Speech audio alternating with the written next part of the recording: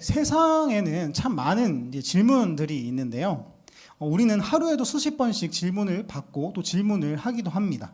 그래서 아마 오늘 이 시간에도 저는 여러분에게 참 많은 질문을 하게 될 것 같은데요. 위키백과는 이 질문에 대해서 이 질문이라는 단어에 대해서 정보를 요청하는 데 쓰이는 언어학적 표현이라고 말하고 있습니다. 그래서 길을 잃고 헤매다가 어디로 가야 하는지 또 길을 묻거나 아니면 모르는 문제가 있을 때 그것을 묻는 것은 어떻게 보면 정보를 얻기 위한 물음인 거죠. 그런데 우리는 질문을 이렇게만 사용하지 않습니다. 정보를 요청하는 것 외에도 우리는 때때로 또 다르게 사용하기도 합니다. 예를 들어서 교회라는 공간상 좀 안 맞을 수 있는 얘기지만 또 예시니까요. 얼마 있냐고 묻는 물음은 얼마 있어? 정말로 이렇게 궁금해서 얼마 있는지 궁금해서 물어볼 수도 있는데 뭔가 불량해 보이는 또 누군가가 와가지고 물어본다고 하면 야 얼마 있냐? 이것은 약간 좀 그쵸? 좀 약간 이것은 돈을 뺏는 의미입니다. 그래서 이 의도는 돈을 뺏는 것인데 또는 상급자가 시키는 것 또 교수님이나 상사가 누구누구야 누구누구씨 이것 좀 맡아줄 수 있어요? 라는 물음은 전부는 아니겠지만 대부분 아마 그리고 또 상황상 되는지 안 되는지를 묻는 질문이라기보다는 해달라는 지시에 가까운 것 같습니다. 문득 저도 방금 이제 한 엘더에게 이제 예배 큐시트 좀 나눠달라고 나눌 수 있냐고 물어봤던 그 질문이 떠오르는데요. 근데 저는 그런 건 아니었어요. 아시죠? 네, 그런 건 아니었어요. 네, 그래서 아무튼 질문은 다 똑같지 않고 그 물음에는 의도가 존재하고 상황, 관계, 어조에 따라서 뜻이 달라지는 거죠. 오늘 본문도 물음으로 이렇게 시작하고 있는데요. 그 의도에 대해 한번 생각해 봅시다. 오늘 말씀은 세례 요한의 물음으로 시작됩니다. 세례 요한은 당시 헤롯 왕에게 그의 동생 아내 헤로디아의 일과 또 헤롯 왕이 행한 악한 일들에 대해 책망한 것을 이유로 옥에 갇혀 있다고 말하는데요. 그렇게 직접 묻지는 못하고 제자들을 보내서 예수님께 묻는 장면을 말하고 있습니다. 그래서 세례 요한이 제자들을 통해서 묻기를 오실 그분이 당신입니까? 아니면 우리가 다른 일을 기다려야 하겠습니까? 세례 요한과 또한 유대 백성들이 기다린 오실 그분, 바로 메시아가 예수님 당신이 맞느냐고 물어보고 있는 것입니다. 생각해보면 자칫 좀 도발적인 수도 있는 물음인데요. 물론 당시에 사람들이 예수님을 선지자나 선생님으로 생각했다고는 하지만 특히나 이것을 물어본 사람이 바로 세례 요한이라는 점이 더욱 그렇습니다. 네, 세례 요한이요. 예수님을 뱃속에서부터 알아봤고 또 그리고 그의 신발끈을 풀기도 감당하지 못하겠다는 예수님의 신발끈을 풀기도 감당하지 못하겠다고 말한 세례 요한. 그리고 또한 예수님의 오실 길을 준비하는 자라고 하던 그 세례 요한이 지금 이렇게 묻고 있는 것입니다. 도대체 무슨 일일까요? 도대체 어떤 이유로 세례 요한이 예수님께 오신다고 하던 그 메시아가 당신이 맞는지 물어보는 것일까요? 이는 상황상 약간의 의문에 좀 가까운 것 같습니다. 그러면은 우리는 이를 알아보기 위해서 왜 그랬는지 알아보기 위해서 세례 요한이 어떤 선지자인지 어떤 말들, 어떤 메시지를 선포하던 선지자인지를 알아야 하겠습니다. 여러분 혹시 세례 요한 하면은 좀 떠오르는 이미지가 좀 있으신가요? 광야에서 그리고 나탁 털옷을 입고 맥두기와 석청, 그러니까 꿀을 먹고 또 뭔가 풍족함과는 거리가 먼 금욕적인 삶을 살던 사람. 또 그리고 광야에서 세례를 베풀며 요단강에 세례를 베풀며 또 무엇인가를 크게 외치는 사람. 그런 사람의 이미지가 떠오를 것입니다. 그렇다면은 그는 무엇을 그렇게 외쳤을까요? 그가 전하고 있는 메시지는 무엇일까요? 그는 그의 그가 자주 말하던 메시지, 회개하라, 천국이 가까이 왔느니라 라는 그 메시지를 외치면서 그는 진정한 회개 없이 형식으로만 회개를 하려던 바리새인과 사두개인들에게 이렇게 말합니다. 독사의 자식들아, 누가 너희를 가르쳐 임박한 진노를 피하라고 하더냐? 또 하나님께서는 이 돌들로도 아브라함의 자손이 되게 하실 수 있다. 그리고 좋은 열매를 맺지 않은 나무마다 찍혀 불에 던져질 것이다. 들어보면 조금 무섭기도 한데 세례 요한, 그래서 그가 선포하는 것은 회개였고 또 천국에 가까운 때에 메시아가 오셔서 이룰 심판이었습니다. 한마디로 그가 메시아에 대해 생각하는 것은 마태복음 3장 12절 말씀으로 요약할 수 있는데요. 마태복음 3장 12절입니다. 손에 키를 들고 자기의 타작마당을 정하게 하사 알곡은 모아 곡간에 들이고 쭉정이는 꺼지지 않는 불에 태우시리라. 알곡을 모으고 쭉정이를 태우는 심판인 것입니다. 그래서 더하여서 메시아 이야기가 좀 나왔으니까 조금 더 해보자면, 메시아라는 말은 기름 부음을 받았다라는 뜻으로 당시 유대인들은 메시아, 기름 부음 받은 자가 와서 이룰 일에 대한 기대가 있었습니다. 그래서 특별히 말씀에서 계속해서 예언자가 계속해서 말씀에서 거듭 언급되던 이스라엘의 원수로부터의 구원, 그 해방에 관한 말들은 당시 로마의 지배와 압제에서의 해방을 꿈꾸게 하였고, 또 로마 군대와의 전투에서 승리를 바라는 그런 메시아의 모습을 그리게 되었습니다. 즉 세례 요한이 선포하던 심판에는 이스라엘의 원수, 즉 로마도 포함될 수 있는 거죠. 그래서 그렇다면 다시 돌아가서 세례 요한은 왜 오시리가 당신인지, 메시아가 당신인지 아니면 다른 일을 기다려야 하는지를 묻고 있는 것일까요? 오늘 읽었던 본문 18절에서는 세례 요한이 제자들을 통해 이 모든 일에 대해 들었다고 합니다. 이 모든 일, 또한 그 후에 예수님께서 이 모든 일을 들은 후에 질문을 했다고 하니까 성경에서 말하는 이 모든 일은 세례 요한의 물음과 관련이 있겠습니다. 이 모든 일은 본문의 바로 앞에 17절에서 말하는 온 유대와 사방에 퍼진 예수에 관한 소문입니다. 병든 자를 고치고 죽은 자를 살렸다는, 그리고 예수님께서 또 다니신 일들, 그리고 이적을 행하신 일들, 그런 이적을 보이셨던 사역에 관한 것이죠. 그러면은 예수님이 그 놀라운 기적을 보이신 건데, 그러면 하나님께서 하나님의 그런 신적인 능력을 보이신 건데, 그렇다면 그게 왜 세례 요한에게 물음이 되었죠? 의문이 되었죠? 그것이 왜 예수님이 진짜 메시아인지를 의심하게 되는 이유가 되었을까요? 오히려 반대가 돼야 되지 않을까요? 그런데 이와 관련하여서 여기서 우리가 생각해 봐야 할 것이 있습니다. 바로 그 대상이 누구였냐는 것입니다. 예수님이 능력을 보이셨던 그 이적의 대상이요. 대표적으로 오늘 누가복음에서 본문 앞에 그 앞에 일어났던 사건이 무엇인지 아시나요? 바로 백부장의 종을 치료해 주었던 사건이었는데요. 백부장이면은 이제 100명이 넘는 그런 군사들을 거느리는 로마의 군대 장교입니다. 그런데 앞서서 유대인들이 심판의 대상이라고 생각했던 그 군대 장교인 거죠. 이스라엘을 지배하는 그 로마 군대의 장교요. 또 우리가 알다시피 예수님은 또 무엇을 하셨죠? 죄인이라고 말하던 세리와 만나고, 또 그의 집에서 자고, 또 제자를 삼기도 했고, 그리고 또 가늠한 여인을 돕기도 했고, 그렇게 또 죄인의 친구라는 타이틀을 얻기까지 하셨습니다. 그리고 이렇게도 말씀하셨죠. 원수를 사랑하라. 미워하는 자를 선대하고 저주하는 자를 축복하라. 모욕하는 자를 위해 기도하라. 네, 즉 그 유대인들에게는 물론이고 세례 요한에게도 예수님은 기대하고 기다리던 이가 조금 아닌 것 같습니다. 좀 예상과는 다른 거죠. 세례 요한은 회개를 외치고 메시아께서 이루실 심판을 선포하던 자였는데, 예수님은 요한이 기대하던 그런 모습이 아니었습니다. 알곡을 모으고 쭉정이를 태우는 그런 이가 아닌 것입니다. 그래서 오늘 요한은 묻는 것입니다. 오실 이가 당신이냐고, 아니면 내가 다른 일을 기다려야겠냐고.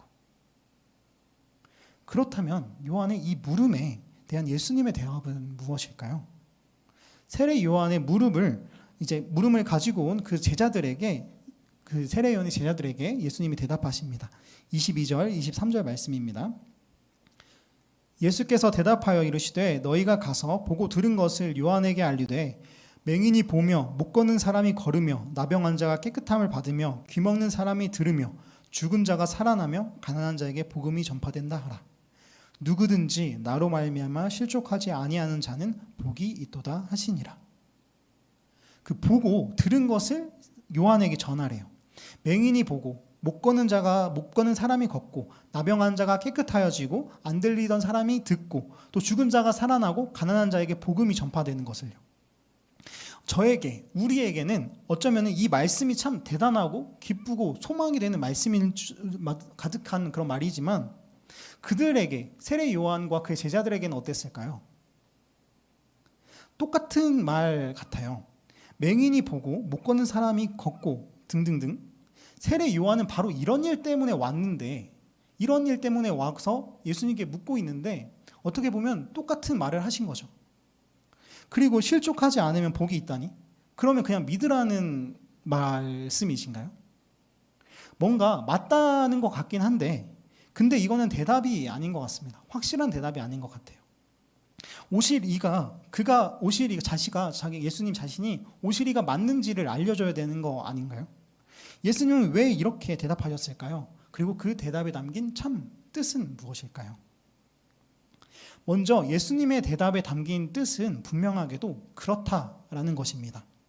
이사야 선지자가 예수님의 오심을 예언하며 그때 맹인이 보고 못 걷는 자가 못 듣는 자가 들을 것이다 라고 말한 것처럼 예수님 자신이 오실 그의 메시아라는 것입니다. 그런데 예수님은 이 말씀을 통해 한 가지 더 전하시고자 합니다. 여러분 생각해 보면은 우리는 좀 입장에 따라 갖는 생각도 그리고 행동하게 되는 것도 참 다른 것 같습니다. 우리는 아직 부모가 되어보지 못했기 때문에 이제 영화나 드라마, 책의 경우를 살펴봤을 때 자주 쓰이게 되는 그런 장면들이 있습니다. 자주 보게 되는 장면들이 있어요. 바로 자식이 죄를 저질렀을 때 자식의 죄를 감춰주려고 하던 부모님의 모습입니다. 물론 이것이 옳다는 것은 아닙니다. 그런데 이것이 어쩌면 자연스러운 것이라는 겁니다. 우리와 우리 부모님을 한번 생각해 봅니다. 또한 그리고 이스라엘 민족과 그리고 또 하나님을 계속 생각해 봅니다. 거듭된 실망과 죄, 벌을 물론 주기도 하죠. 다들 부모님께 혼나본 경험이 있으시잖아요. 그래서 그런 벌을 주기도 하죠. 그런데 그 혼냄이 그저 심판을 위한, 보응을 위한 벌이던가요? 아니면은 회복을 위한, 돌아오라는, 제대로 올바르게 살으라는 그런 메시지인가요? 심판의 그 바탕에 있는 것은 무엇일까요? 한 선지자의 이야기를 또 해봅니다. 그의 이름은 요나인데요. 하나님은 그에게 니느웨로 가서 그들에게 이제 니느웨 백성들에게 회개의 메시지를 전하라고 하십니다. 그런데 그는 그 명령을 받은 그 명령과 또 그 명령을 내리신 하나님을 피하고자 합니다.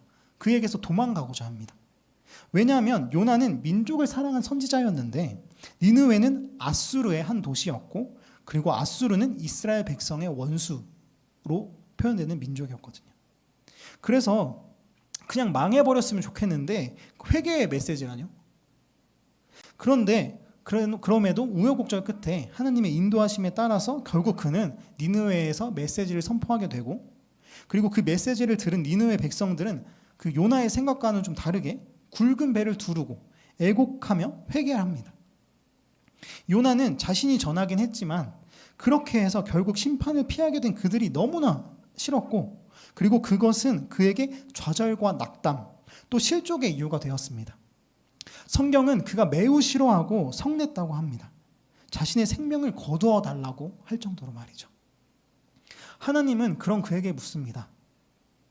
그러니까 요나 네가 성내는 것이 옳으냐? 그리고 요나는 그저 이제 어디 주저앉아서 니느웨 사람들이 그 성읍이 어떻게 되나 바라봅니다. 한번 잘 사나 보자 이런 마음 아니었을까요? 그리고 여기서 일어나는 또 일이 흥미로운데요. 하나님은 그런 요나에게 그 구경을 하던 요나에게 한 박넝쿨을 준비해 주셔서 그러니까 이파리가 큰 그런 넝쿨이겠죠. 그래서 그가 이제 뜨거운 햇빛을 피해서 그늘 가운데 있게 하셨습니다. 그래서 요나는 그 박넝쿨로 인해서 크게 기뻐했죠. 그래서 그가 기뻐했다고 또 성경이 말합니다. 그러나 이상하게도 하나님은 또한 박넝쿨을 주실 때는 언제고 벌레를 보내셔서 그 박넝쿨을 시들게 하셨고 또 그로 인해서 그늘은 사라졌고 요나는 햇빛과 더불어서 하나님이 또한 보내신 뜨거운 동풍에 의해 사는 것보다 죽는 것이 낫다고 그렇게 생각하게 됩니다. 아무튼 요나는 하나님께 한 번 더 화를 낸 거죠. 그러자 하나님이 박넝쿨로 인해 성내는 것이 옳으냐고 또 한 번 묻습니다. 이에 요나는 자기가 성내어 죽더라도 화내어 죽더라도 그것이 옳습니다 라고 말했습니다. 그때 이제 하나님이 또한 말씀하십니다. 요나서 4장 10절, 11절을 세 번역으로 한번 읽어보겠습니다. 주님께서 말씀하셨다. 내가 수고하지도 않았고 내가 키운 것도 아니며 그저 하룻밤 사이에 자라났다가 하룻밤 사이에 죽어버린 이 식물을 내가 그처럼 아까워하는데 하물며 좌우를 가릴 줄 모르는 사람들이 12만 명도 더 되고 짐승들도 수없이 많은 이 성읍 니느웨를 어찌 내가 아끼지 않겠느냐. 요나의 입장과 하나님의 입장은 달랐습니다. 요나에게 박넝쿨이 가지는 그 의미를 넘어서 그와는 비교할 수 없을 정도로 하나님께서는 그 니느웨 백성들이 의미가 있었습니다. 요나에게 니느웨 백성들은 원수일 뿐이었지만 하나님에게는 아직 좌우를 가릴 줄 모르는, 그리고 또 거기에 짐승들도 참 많은, 어쩌면 아무것도 몰라서 헤매는 자신이 지으신 사람들이 있었습니다. 요나가 하나님께 가졌던 그런 의문, 또한 그리고 세례 요한이 예수님께 가졌을지 모르는 그 의문. 하나님 그리고 예수님 왜 그들을 그냥 두십니까? 라는 의문에 답이 될 수 있는 것은 그들도 누군가의 아들과 딸이었다는 것, 그리고 그 아들과 딸들이 또한 하나님의 아들과 딸이었다는 것. 그래서 다시 한번 묻습니다. 다시 한번 여러분께 묻는데요. 한번 생각해 봅니다. 하나님의 벌이 심판이 그저 심판을 위한, 보응을 위한 벌이 되어야 할까요? 앞서 예수님이 행하셨던 이 모든 일들, 죄인을 고치고 교제하고 원수를 치료하고 사랑하라는 그 행동과 말들, 또한 세례 요한의 물음으로 답하셨던 맹인이 보고 못 걷는 사람이 걷고 나병 환자가 깨끗해지고 안 들리던 사람이 듣고 죽은 자가 살아나고 가난한 자에게 복음이 전파되던 그 대답, 그 대답으로 오늘 예수님께서는 이렇게 말하는 것입니다. 아버지 하나님 그리고 구원자 예수님의 초점과 관심은 보응보다, 심판보다는 바로 은혜에, 긍휼에 맞춰져 있다고요. 하나님의 계획 속에는 요한이 생각했던 것보다 훨씬 더한 은혜가 있었고, 그런 은혜가 존재했고, 바로 이 점을 예수님은 말하고 싶으신 것입니다. 바로 은혜가 있다는 것, 바로 사랑이 있다는 것. 예수님은 오늘 이것을 세례 요한과 그의 제자들에게 말씀하십니다. 그런데 또 그럼 예수님의 메시지와 세례 요한의 메시지에서 보이는 차이는 한편으로 이런 생각이 들게도 합니다. 그럼 세례 요한은 지금까지 잘못 전파한 것일까? 예수님과 다른 것을 선포한 것인가? 틀린 것인가? 세례 요한은 한마디로 예수님께 인생을 건 사람이었습니다. 그는 그냥 그렇게 태어났습니다. 그는 애초에 예수님의 길을 준비하는 자로, 그분의 길을 곧게 하는 자로 태어났습니다. 즉 심하게 말하면 예수님이 아니시면 그의 인생은 아무런 의미가 없습니다. 다시 당시의 세례 요한을 생각해 봅니다. 예수님께 묻던 세례 요한의 그런 상황을요. 지금까지는 그에게 주어진 예언대로 예수님의 길을 예비하면서 그분의 사역을 열면서 열심히 살아왔습니다. 누군가는 자신에게 미쳤다고 귀신 들린 자라고 또 했지만 그렇게 광야에서 목이 터져라 외치며 살았습니다. 그런데 어느덧 돌아보니까 옥에 갇혀 있고 목숨을 위협받고 외로움과 억울함 속에서 그렇게 갇혀 있습니다. 게다가 자신에게 들려오는 예수님의 소문은 자신의 생각과는 달랐습니다. 만일 예수님께서 이사야가 예언한 그 오시리가 아니면 세례 요한 자신도 그 오시리의 길을 준비하던 사람이 아닙니다.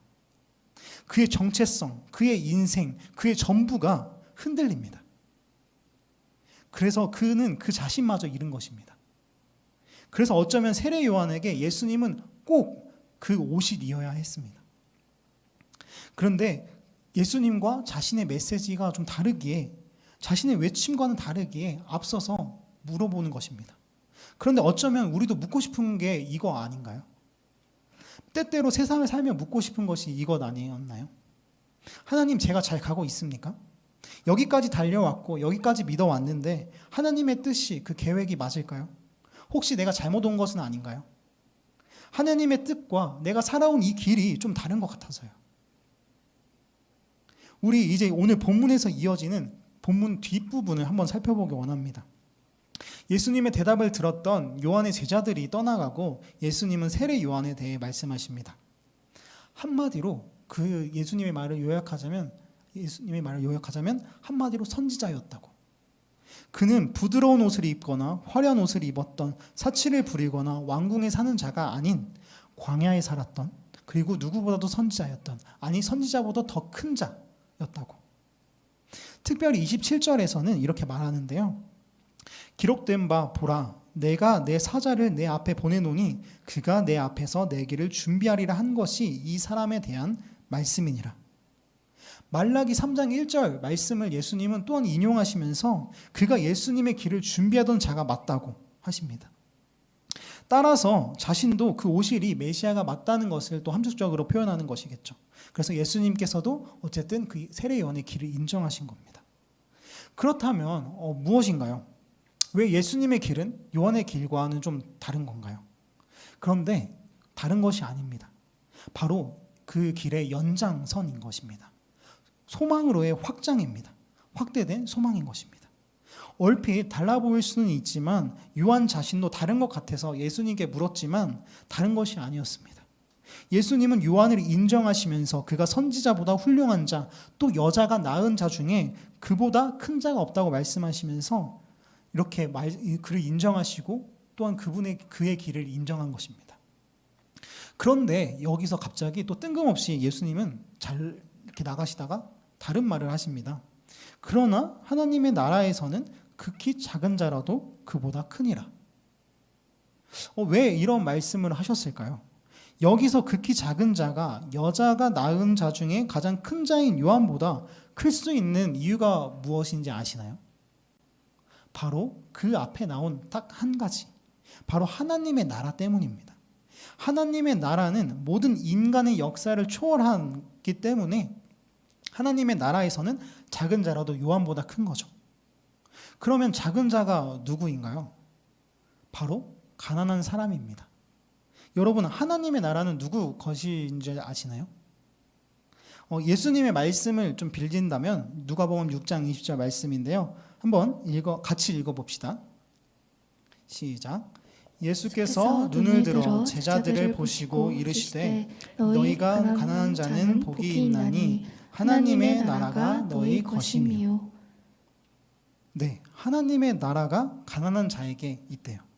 예수님의 사역은 작은 자들, 가난한 자들과 관련이 있었습니다. 예수님은 작은 자를 가난한 자와 그의 사역에서 계속해서 연결 지으십니다.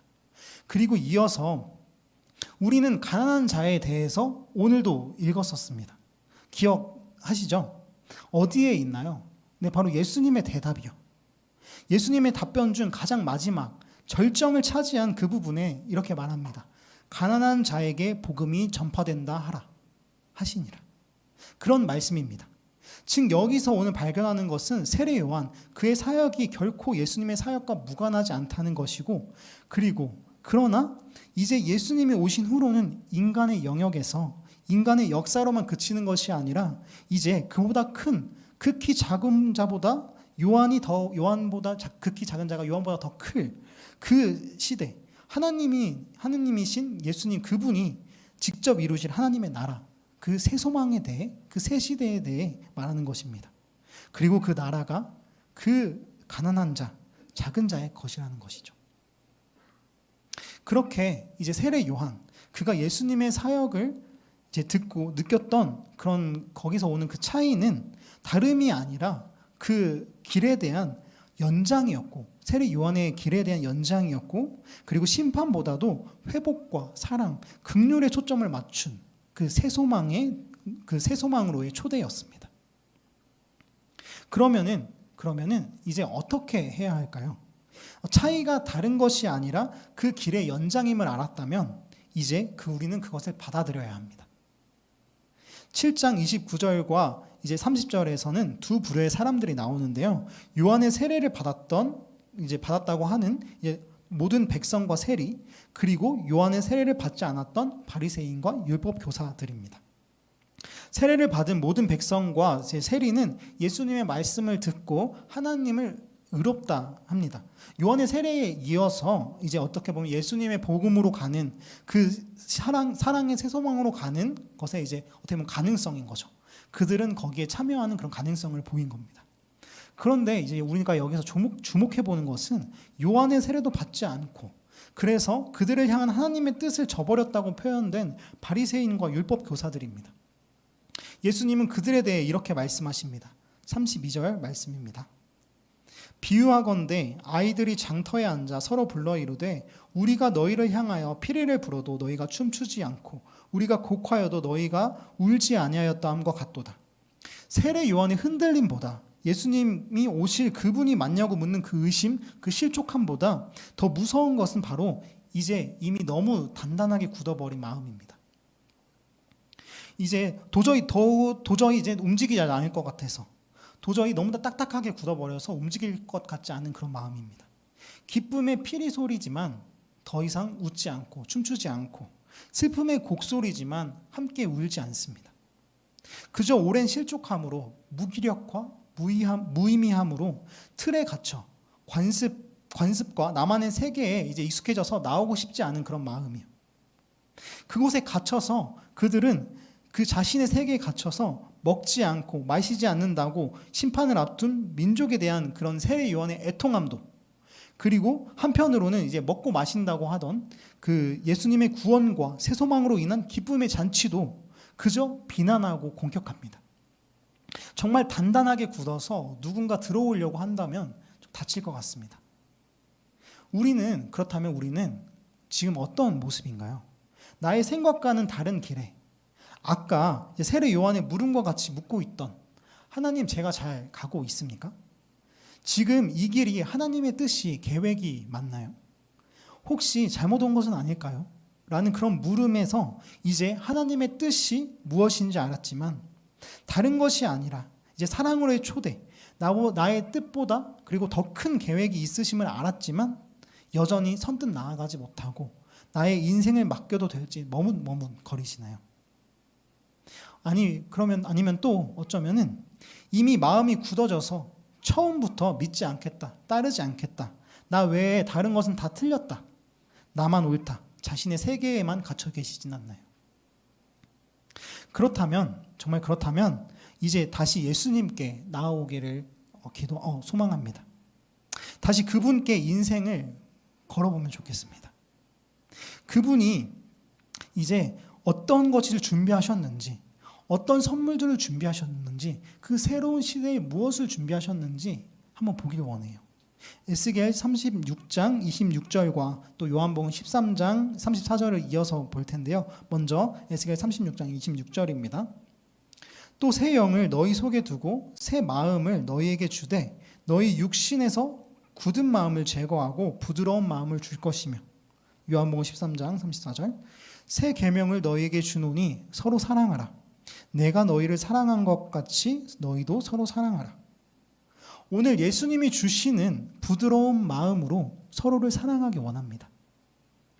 근데 진짜 용서하기 어려우면요, 그래도 용서하세요.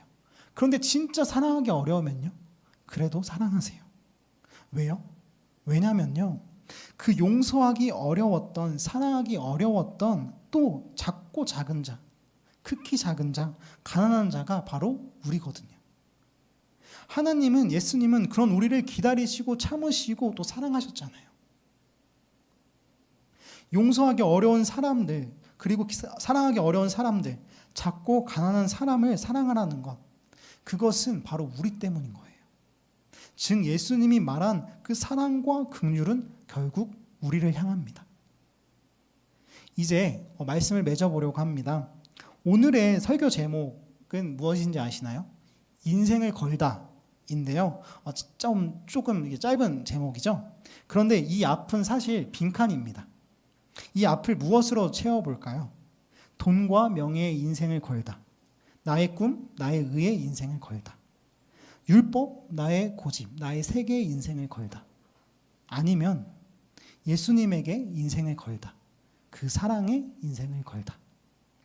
누가 뭐래도 우리는 다들 하나님을 믿으며 예수님을 따르며 그분의 길로 걸어가길 결단한 사람들입니다. 그런데 때로는 하나님이 안 보이고 또 하나님의 뜻이 내가 꿈꾸던 것과는 달라서 잘 가고 있나 하는 그 의심과 불안이, 또 나는 아무것도 할 수 없다라는 그런 무기력함과 무의미함이 우리의 마음에 싹들 때도 있습니다. 그런데 그 싹이 뿌리를 내리도록, 그리고 또 깊게 쉽게 뿌리 내리도록 그렇게 내버려 두지는 말아주셨으면 좋겠습니다. 오늘 실족함으로 마음이 단단히 굳어져서 더는 하나님과 울지도 웃지도 못하게 되도록 내버려 두지는 마세요. 세례 요한의 인생, 하나님께 걸었던 예수님의 길을 준비하는 자로 부름받았던 그의 삶이 결국 망한 것처럼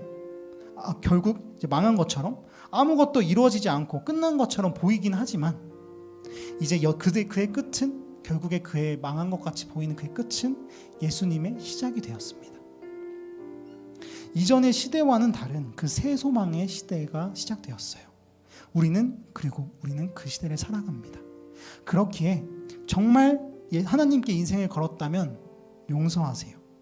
정말 하나님께 인생을 걸었다면 사랑하세요. 정말 하나님께 인생을 거셨다면 이제 일어나세요.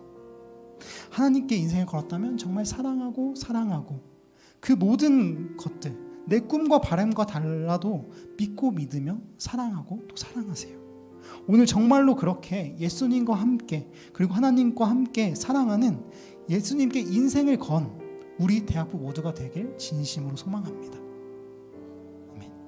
네, 그러면 우리 이제 함께 찬양할 텐데요. 이 시간 우리의 삶을 주님께 맡겨드리며 주님께 이 고백을 올려드리겠습니다. 이 세상을 살아가는 동안에 이 세상을 살아가는 동안에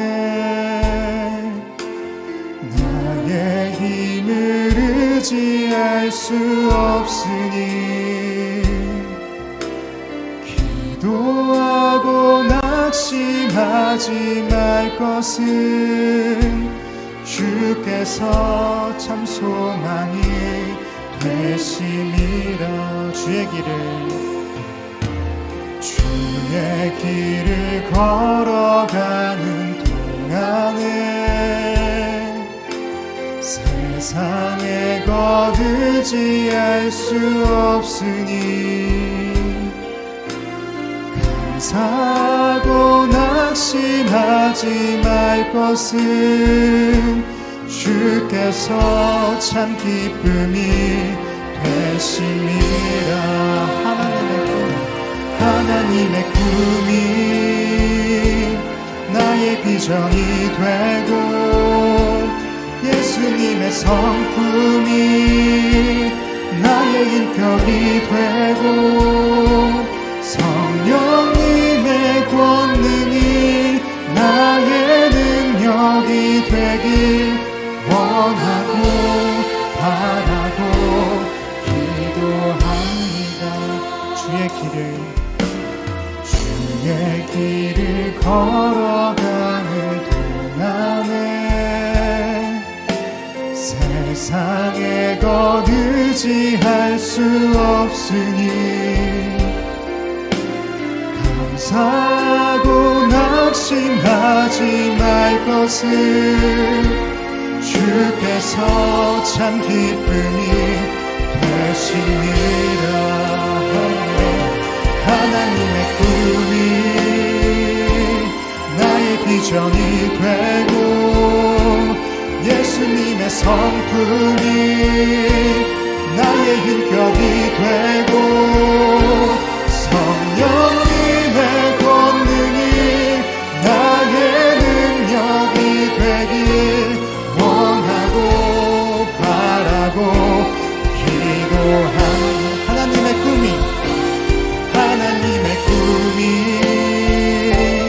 나의 비전이 되고 예수님의 성품이 나의 인격이 되고 성령님의 권능이 나의 능력이 되길 원하고 바라고 하나님의 꿈이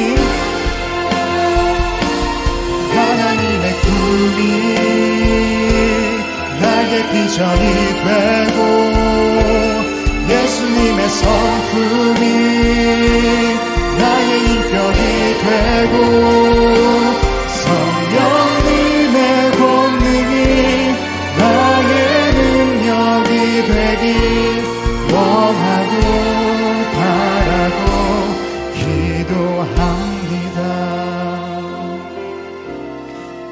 예수께 예수께서 대답하여 이르시되 너희가 가서 보고 들은 것을 요한에게 알리되 맹인이 보며 못 걷는 사람이 걸으며 나병 환자가 깨끗함을 받으며 귀먹은 사람이 들으며 죽은 자가 살아나며 가난한 자에게 복음이 전파된다 하라. 누구든지 나로 말미암아 실족하지 아니하는 자는 복이 있도다. 예수님의 이 대답은 어쩌면 세례 요한과 그의 제자들에 있어서 이해하기는 어려운 대답이었을지 모르겠습니다. 그러나 확실한 것은 그것이 더없이 확실한 예수님의 마음과 긍휼이 담긴 대답이었다는 것입니다. 오늘 우리 이렇게 함께 기도합니다. 주님, 세례 요한의 물음이 우리의 물음과 같습니다. 때때로 우리는 흔들립니다. 주님의 뜻이 무엇인지, 하나님을 따라 살아간다고 했는데 잘 살아가고 있는지, 잘못 살아가고 있지는 않는지 끊임없이 의문이 듭니다. 그러나 맹인이 보며 못 걷는 사람이 걸으며 나병 환자가 깨끗함을 받으며 못 듣는 자가 들으며 죽은 자가 살아나고 가난한 자에게 복음이 전파되었다는 주님의 말씀을 기억합니다. 그렇게 요한의 그의 사역이 그저 망한 것이 아니라 예수님의 시작이 되었다는 그 대답을 기억하면서 오늘 이처럼 우리의 물음에 응답해 주실 주님께 우리의 물음을 가져가겠습니다. 또한 우리 주님을 위해 실족하지 않겠습니다. 주님께 우리의 인생을 걸겠습니다. 우리의 삶을 통해 놀라운 일을 이루어 주시옵소서. 오늘 우리의 인생을 걸겠다고 고백하시면서 함께 기도하겠습니다. 기도합니다. 하나님 감사합니다. 하나님 가운데 우리로 하여금 비전을 품고 꿈을 갖게 하셨습니다. 하나님, 그러나 그 가운데 우리의 그 비전을 이루어가는 가운데 하나님께서 주신 그 길을 걸어가는 가운데 하나님, 우리는 흔들립니다. 하나님, 우리는 무너집니다. 때로는 정말로 좌절과 낭망 속에 빠질 때가 있습니다. 하나님, 그러나 주님의 이 대답을 기억하기 원합니다. 그저 이 기적이 일어났다는 그 대답뿐만 아니라 그 기적 속에 하나님의 사랑을 주었다는 그 기적을 기억하기 원합니다. 아버지, 그 대답이 나에게 주시는 대답이 되길 원합니다. 주님, 우리가 가진 물음들을 가지고 주님께로 나아갑니다. 우리가 가진 물음들을 주님께로 가져가 갑니다. 그때 주님, 우리에게도 응답하여 주시옵소서. 그때 우리에게도 응답하여 주시옵소서. 주님의 그 긍휼과 사랑을 함께 그 은혜의 대답으로 우리와 항상 함께하여 주시옵소서. 주님, 우리로 하여금 주님 당신께 인생을 걸며 인생을 맡기며 그 인생을 살아가게 하여 주시옵소서. 주님의 사랑으로 살아가게 하여 주시옵소서. 주님, 우리의 인생을 받아주시옵소서. 우리의 모든 짐과 우리의 모든 어려움들을 받아주시옵소서. 그 가운데 살아계시는 그의 가운데 나와 함께 하시는 그 주님을 믿고 그 주님만을 믿으며 나아갑니다. 주님, 우리를 통해서 주님, 우리로 하여금 주님의 놀라운 일을, 그 위대하신 일을 이루어 주시옵소서. 이어서 우리 한번 또 이렇게 기도하면 좋겠는데요.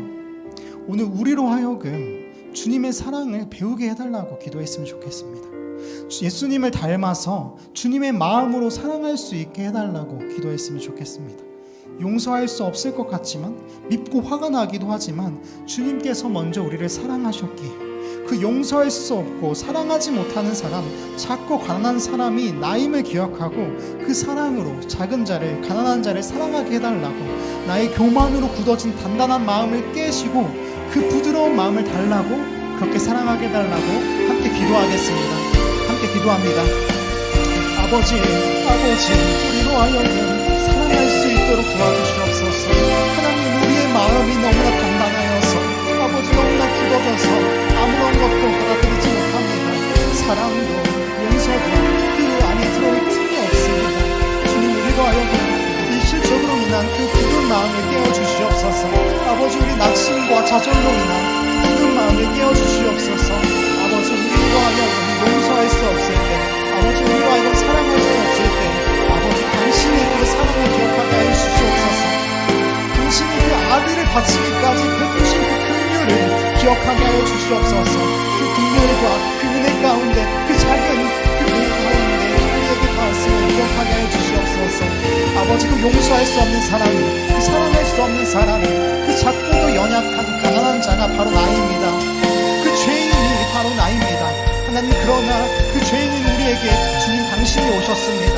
그 사랑으로 우리가 배우길 원합니다. 그 사랑으로 우리가 나아가길 원합니다. 주님, 그 사랑을 우리도 갖게 하여 주시옵소서. 주님을 닮아서 그 사랑으로 살아가게 하여 주시옵소서. 그 부드러운 마음으로 살아가게 하여 주시옵소서. 주님, 우리를 인도하여 주시옵소서. 우리의 삶 가운데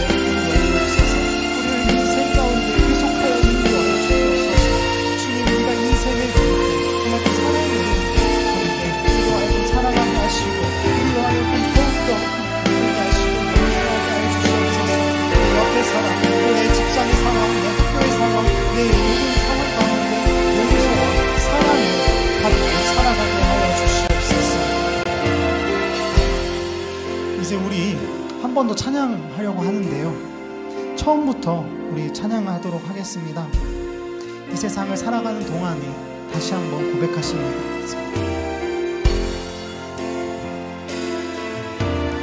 이 세상을 살아가는 동안에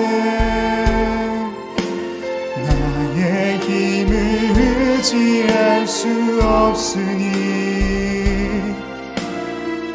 기도하고 낙심하지 말 것은 주께서 참 소망이 되심이라. 주의 길을 걸어가는 동안에 세상에 것 의지할 수 없으니 감사하고 낙심하지 말 것은 주께서 참 기쁨이 되심이라. 하나님의 꿈이 나의 비전이 되고 예수님의 성품이 나의 인격이 되고 성령님의 권능이 나의 능력이 되길 원하고 바라고 하나님의 꿈이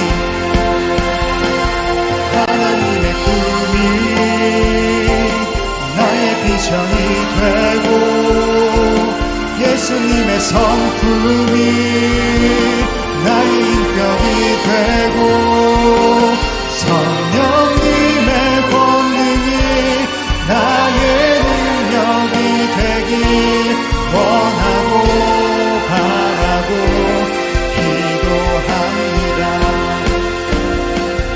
하나님의 사랑이 영원히 함께하리. 십자가의 길을 걷는 자에게 수고자의 삶을 사는 이에게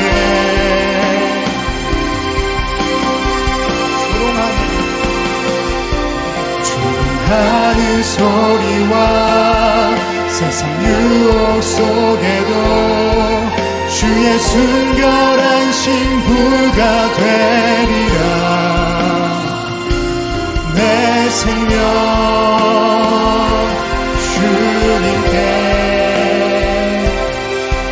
우리 목소리로 한 번 더 고백합니다.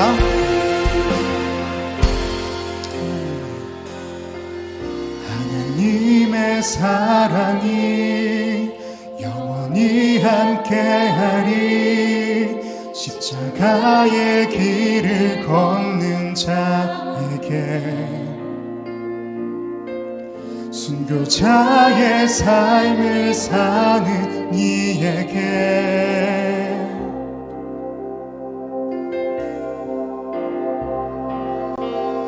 조롱하는 소리와 세상 유혹 속에도 주의 순결한 신부가 되리라.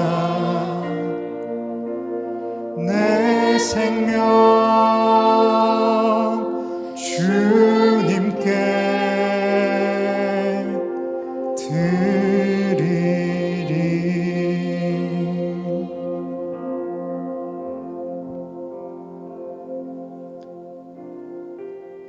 당신은 예수님처럼 될 것이다. 마침내 당신은 그분의 마음을 품게 될 것이다. 예수님의 마음을 상상해보라. 그것이 당신의 마음이 될 것이다. 죄 없는 마음, 두려움 없는 마음, 기쁨과 감격의 마음, 지칠 줄 모르는 예배의 마음, 흠없는 분별의 마음, 마르지 않는 깨끗한 계곡의 물처럼 당신의 마음도 그렇게 될 것이다. 당신은 예수님처럼 될 것이다. 주님, 세상이 이리 와보라고 합니다. 돈, 명예, 외모, 여기 너가 인생을 걸만한 것이 있다고 합니다. 주님을 따르기로 결심했는데도, 주님의 길을 걷기로 다짐을 했는데도 계속해서 문득문득 흔들립니다. 특히나 주님이 보이지 않으면, 우리의 바람과는 너무나 다르면 더욱 그렇게 됩니다. 주님, 우리의 마음을 다시 돌아봅니다. 정말 주님을 따르고 있는지, 주님께 인생을 걸고 있는지. 주님, 오늘 우리의 인생을 주님께 걸게 하여 주시옵소서. 때로 주님이 보이지 않는다 해도, 내 꿈과 다르다 해도 그 실족함과 그 무기력함, 그 무의미함이 내 마음에 싹트지 않도록, 뿌리 내리지는 않도록 하게 하여 주시옵소서. 그리고 주님이 주시는 꿈으로 다시 일어나게 하시고, 주님이 주시는 마음으로 용서하게 하시고, 주님이 주시는 사랑으로 인해 사랑하게 하셔서 오늘 나의 인생을 통해 주님의 놀라운 일을 이루시기를 간절히 기도합니다. 그렇게 새 마음으로 새 소망을 살아가는 예수님을 닮은 우리가 되게 하여 주시옵소서. 누구보다 우리를 사랑하시는 주님께 감사드리며 예수 그리스도의 이름으로 간절히 기도합니다. 아멘. 주기도문으로 예배를 마치겠습니다. 하늘에 계신 우리 아버지여, 이름이 거룩히 여김을 받으시오며 나라가 임하시오며 뜻이 하늘에서 이루어진 것 같이 땅에서도 이루어지이다. 오늘 우리에게 이러한 양식을 주시옵고, 우리가 우리에게 죄 지은 자를 준 것 같이 우리 죄를 사하여 주옵시고, 우리를 시험에 들게 하지 마옵시고 다만 악에서 구하옵소서. 대개 나라와 권세와 영광이 어떻게 영원히 있사옵나이다. 아멘.